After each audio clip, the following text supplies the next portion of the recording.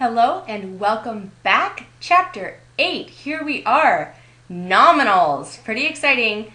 This is the last big structure we really need to learn about in depth. We are going to start with gerunds. I think it will be easier if we start with gerunds, so I'm moving appositives to part B, even though they do come first in your books. Do not be confused. Let's go ahead and dive right in, hit those gerunds. I have been waiting to talk to you about gerunds for a long time, so I'm excited that the day is finally here. When we're talking about gerunds, we're talking about the ing ending. And we have seen this ing ending several places so far. Right? We've seen it as the verb ending of a tensed verb in the progressive aspect, right? It's the predicating verb, right? The dogs are barking at the neighbors, so the ing ending there is on the predicating verb. We have seen it as an adjectival participial phrase, modifying the subject of the participle, excuse me. So for example, the dogs barking at the neighbors seem happy. Which dogs? The ones barking at the neighbors. Okay. Finally, now we are going to see the ing form introducing a nominal phrase to fill its own NP slot. This is pretty exciting.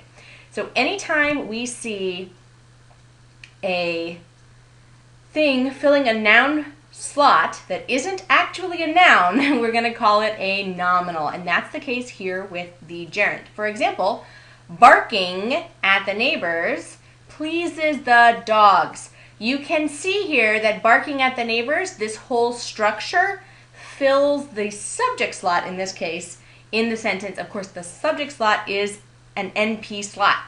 So this is a nominal and it is a gerund. Gerunds are like names, like nouns, but instead of naming people, places, or things, they name actions, like barking at the dogs. So pretty thrilled to be talking about this with you. I have one major pro tip for you when we're talking about gerunds. If you're trying to figure out if this is the gerund or not, try replacing it with it. Try replacing it with something. The whole gerund phrase. Barking at the neighbors pleases the dogs. It pleases the dogs. Something pleases the dogs. This trick shows us that the gerund is actually taking up an NP slot of its own. It is not part of the verb slot, like in the progressive aspect. It is not modifying a noun, like an adjectival participial phrase. It is filling that whole noun phrase slot all by itself. The prepositional phrase at the neighbors is modifying the gerund barking, just like any other adverbial modifier. The gerund, of course, is a verb structure. It's holding a noun slot down, but it's just in disguise as a noun. So we're still going to go ahead and call that prepositional phrase adverbial, for example. I'm going to talk to you a little bit later about how to tell the difference between a verb slot, like a progressive aspect, and a gerund. So stay tuned for a little bit more on that. But for now, let's talk about how to diagram the gerund. When the gerund fills a slot in the main clause, we are going to attach it with a pedestal. Yes, the pedestal is back. Here it is. Barking at the neighbors pleases the dogs. Ooh, this whole gerund structure, the gerund itself barking, and the adverbial modifier of the gerund at the neighbors is all up on the pedestal when it's in a noun phrase slot. And you'll notice that barking is on this little weird steppy thing where there's a step to the left. Go ahead and include the step to the left in your diagram so that we know it's the gerund. Otherwise, we might be confused.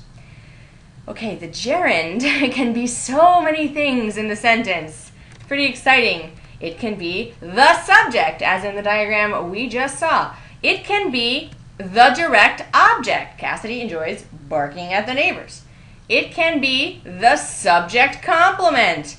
My dog's favorite pastime is barking at the neighbors. Notice is barking at the neighbors. Barking is describing the pastime. It's the subject complement. It is not part of the verb string. More on this in a minute. The gerund can even fill the noun slot of object of a preposition. Here it is not on the pedestal because it is not on the main line, yeah? But it still has that little jog to the left. And I'm pretty sure that the whole reason we have the jog to the left is for this specific case. We don't want to confuse the gerund with a regular old noun phrase, a regular old object of the preposition. I think that's what that's doing there.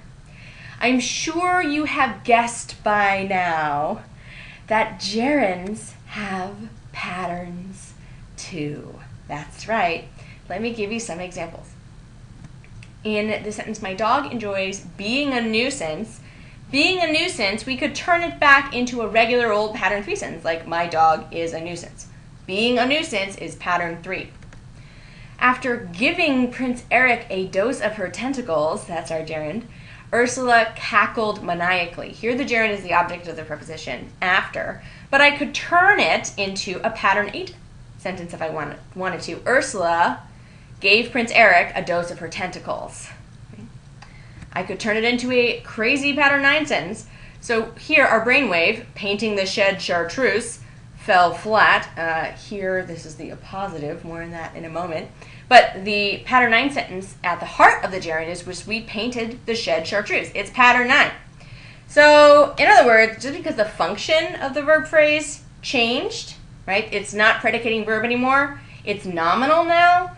The sentence pattern still exists. Okay. Let's talk now about something I've alluded to a couple of times. How do we know if we're dealing with a gerund or if we're dealing with the predicating verb in the verb string? This can be a little tricky to figure out, especially if we're dealing with be verbs. But never fear, it is possible.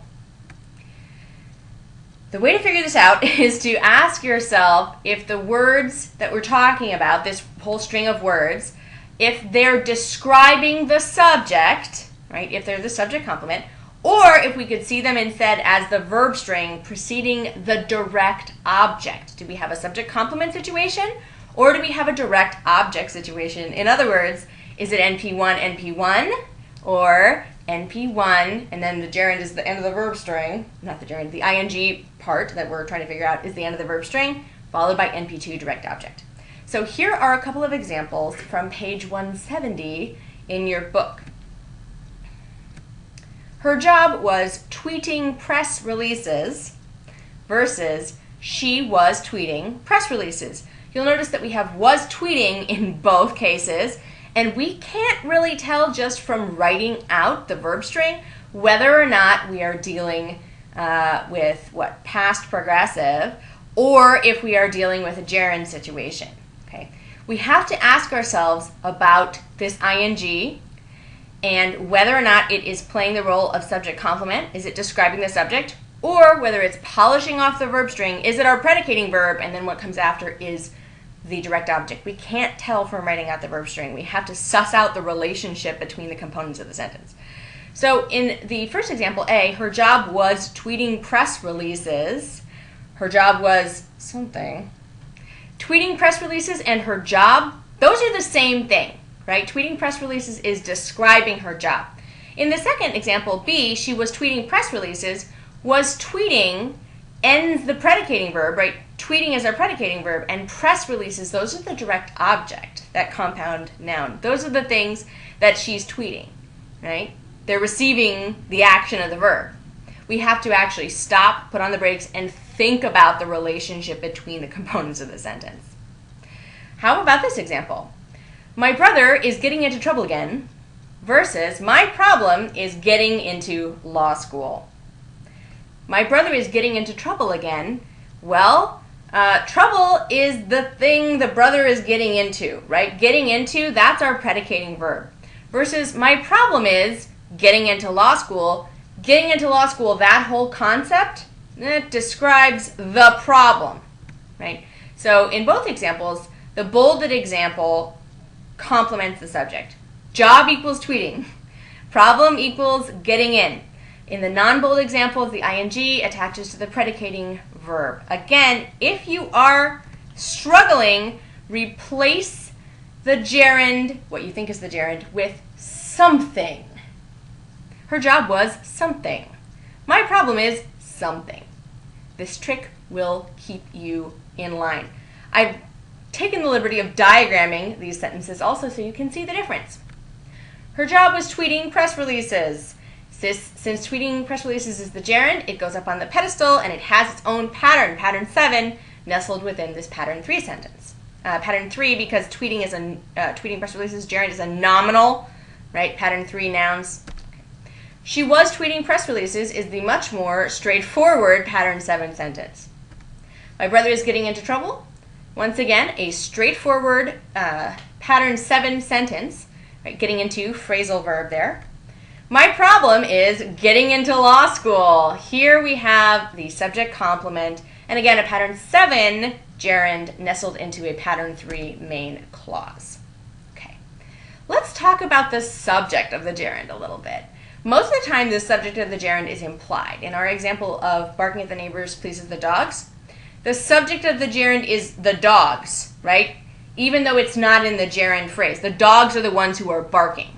Even though that's the object of the sentence, right? It's also the implied subject of the gerund. However, occasionally, the gerund will have a separate subject designated for itself. If I said, "Your complaining frustrates me," the subject of the gerund is your, right? I've actually given it a separate subject. So when that happens, diagram it like a determiner and attach it to the step on the left. It doesn't go right under complaining, it hangs off of the step. I don't really know why, but that's how we diagram it. Butch says, gerunds are complicated, but keep practicing them and soon you will soar for the moon, just like Cassidy in this incredible picture. Keep up the good work. Talk to you soon.